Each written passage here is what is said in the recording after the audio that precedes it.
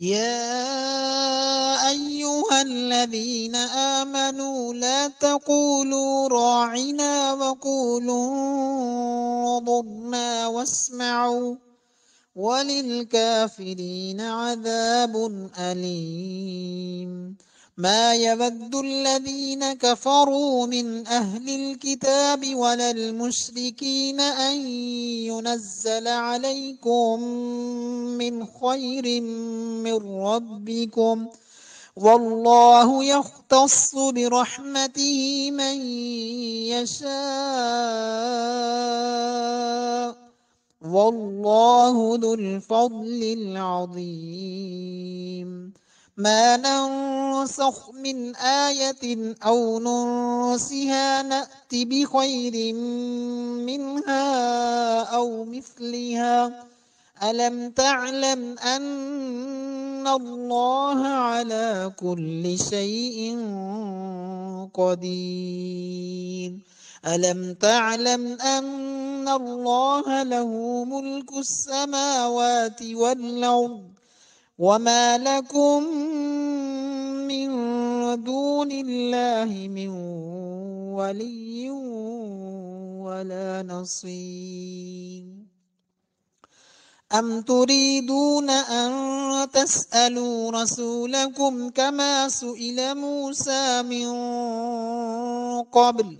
ومن يتبدل الكفر بالإيمان فقد ضل سواء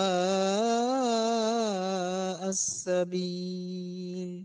ود كثير من أهل الكتاب لو يردونكم من بعد إيمانكم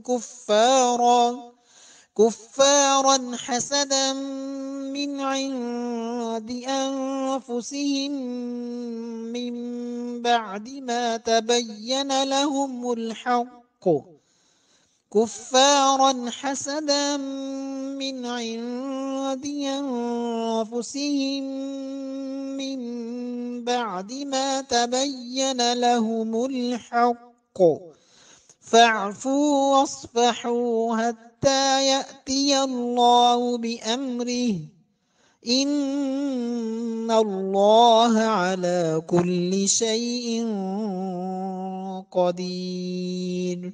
وأقيموا الصلاة وآتوا الزكاة وما تقدموا لأنفسكم من خير تجدوه عند الله، إن الله بما تعملون بصير. وقالوا لن يدخل الجنة إلا من كان هودا أو نصارى، تلك أمانيهم، قل هاتوا برهانكم إن كنتم صادقين. بلى من أسلم وجهه لله وهو محسن فله أجره عند ربه ولا خوف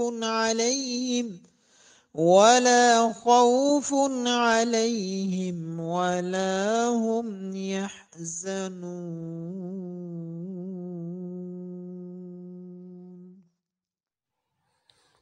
Please subscribe, share and like this channel.